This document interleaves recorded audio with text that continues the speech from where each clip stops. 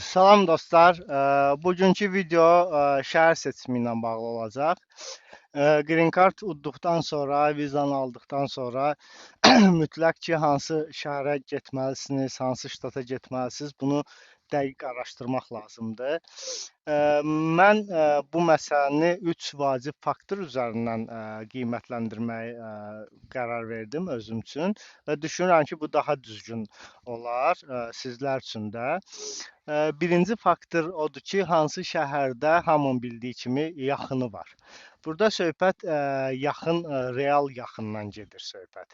Yəni dostumdur, iş yoldaşım olubdur, nə bilim tanışımdır, əmim oğlunun xalasının nəvəsinin dayısı qızın şoferinin xalası oğludur. Belə söhbətlər alınmır. Yəni elə adamlarla tapışıb getsəz, inanın ki, bu müşahidə də olunubdur.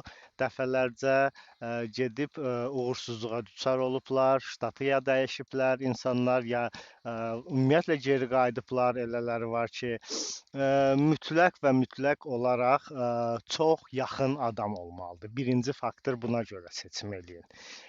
İkinci faktor öz ruh halınıza baxın. Niyə deyirəm ruh halınıza? Mən düşünürəm ki, bu faktor ikinci yerdədir və çox önəm daşıyır. Çünki soyuq istəməyən insanlar var, isti istəyən insanlar var. Bunlar hamısı ruh halı ilə bağlıdır. İnsanın öz mənəvi hissləri ilə bağlıdır. Yəni elə adam var ki, belə deyək, şumlu, dinamik yerləri sevir. Elə adam var ki, sakit yerləri sevir. Elə adam var təbiəti sevir. Elə adam var təbiət yox, şəhər mühitini sevir. Bu önəm daşıyır. Niyə? Çünki getdiyiniz yerdə əgər ürəkdən istədiyiniz yerə gedəsinizsə, orada istənilən çətinliyin öhdəsindən gələsiniz. Çünki ruhan, mənəvi olaraq siz yüksək əhval-ruhiyyədə olasınız. Üçüncü mənə görə faktor odur ki, həmən ştatın, gedəcəyiniz şəhərin iqtisadi durumudur. Yəni doğru təhlil eləsəniz, hardakı xərclər daha aşağıdır, hardakı həyat səviyyəsi daha yaxşıdır, amma xərclər aşağıdır, gəlir əldə eləmək, orta gəlir əldə eləmək mümkündür və bu kimi ev kira qiymətləri, market xərcləri, gündəlik xərclər, restoran xərcləri, bu xərcləri təhlil eləmək daha doğru olar.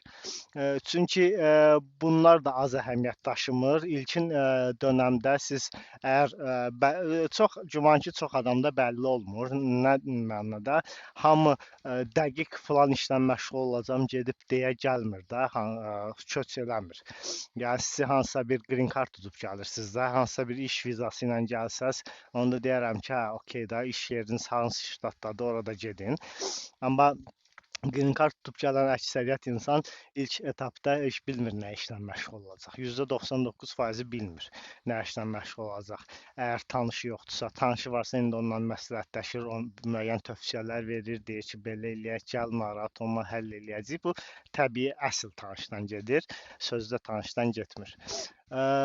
Və bu çox önəm daşıyan faktordur. Əgər siz tanımadığınız, bilmədiyiniz bir yerə gedirsinizsə, oranın iqtisadi göstəricilərini, orta istehlak səbəti nə qədər tutur, kira haqqları nə qədərdir, nə qədər qazanclar var. Ümumi amma desəm, Amerikada hər yerdə balanslı şəkildədir. Harda ki, çox qazanırsan, orada daha çoxdur xərclər, harda az qazanırsan, orada xərclər daha azdır. Yəni hamısı balanslı şəkildədir ümumi götürəndə. Amma yenə də yaxşı olar ki, şəhər seçimində, ştat seçimində bu üç faktora, yəni dediyim kimi, birinci çox yaxın tanış, ikinci ruh halı, mənəvi olaraq nə klimatını sevirsiniz, nə hansı şəhərdə olmaq istəyərdiniz, uşaqlıq arzunuz falan filan. Üçüncü faktor isə həmən gedəcəyiniz ştatın və ya şəhərin iqtisadi göstəriciləri. Bunları göz özünə alsaz, bunları doğru təhlil eləsəz, doğru ştat, doğru şəhər seçə bilərsiniz. O ki, qaldı mən haranı seçmişəm. Mənim seçdiyim yer Texasdır, Austindir. istini yəqin ki, hiss eləyirsiniz. İsti yerdir. Ümumiyyətlə mən isti sevirəm və isti olan 3 yer var idi. Kaliforniya, Miami, Florida yəni və Texas. Bu üçünün arasında Texas seçmə səbəbimin və bir neçə faktorlar deyəcəm, niyə Texas seçmişəm.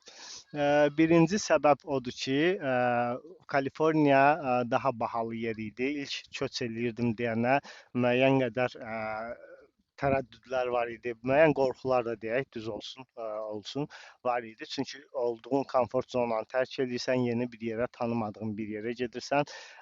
Miami daha xaotik yer olduğuna görə, yəni Florida, ona görə oranı seçmədim və Texas daha sakit yerdir. Texasda da 3-4 şəhər var ki, hansılar ki, seçim eləmək mümkündür. Houston, hardakı Azərbaycanlılar kifayət qədər çoxdur.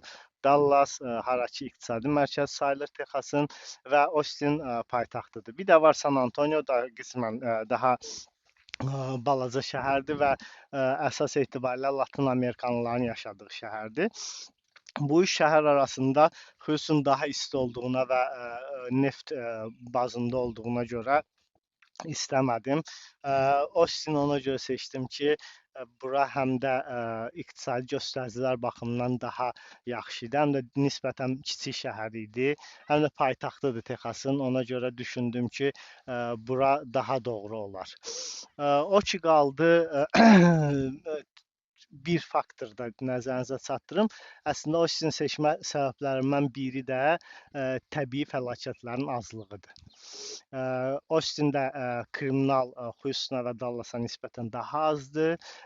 Təbii fəlakətlər daha azdır. Mən düşünürəm ki, istənilən kriminogen situasiyadan nə tərsə dillə, sözlə, hansısa bir vəziyyətdə bəlkə bəxtin gətirər, çıxa bilərsən. Amma təbii fəlakətdən yayınmaq Allaha bağlı bir şeydir. O yüzden digər həmçinin Kaliforniyada və Floridada da təbii fəlakətlər daha çoxluq təşkil eləyir bura nisbətdə. Mən faktorlardan birində təbii fəlakət olaraq özüm üçün belirləmişdim.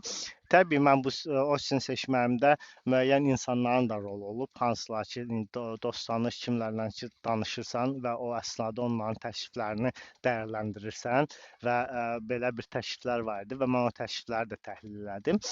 O ki qaldı şəhəri seçdikdən sonra şəhərin harasına məskunlaşarsan bunu seçmək və bu lokasiyanı necə müəyyən eləmək, bununla bağlı mən istəyərdim sizlə növbəti videoda görüşək. Çünki bu məsələ həm də ev kiralərinin tutulması, Amerikaya düşəndə ilk etapda nələri eləməlisən, bunlarla bağlıdır.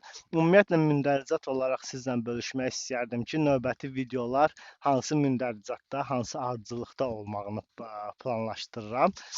Növbəti video seçdiyim şəhərdə ev kirasını hansı zonasından seçməkdir və necə seçməkdir. Bunun təhlili var məndə, sizlə bölüşəcəm. Gəldikdən sonra sürücü vəsiqəsini necə almaqdır, sənədlərdən hansılar necə həll olmalıdır.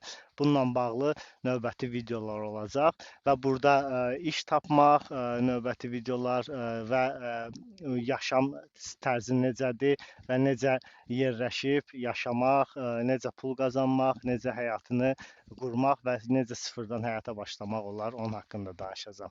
Təşəkkür edirəm, izləmədə qalın. Xoşdur sizlə bütün bu məlumatları paylaşmaq. Çox sağ olun.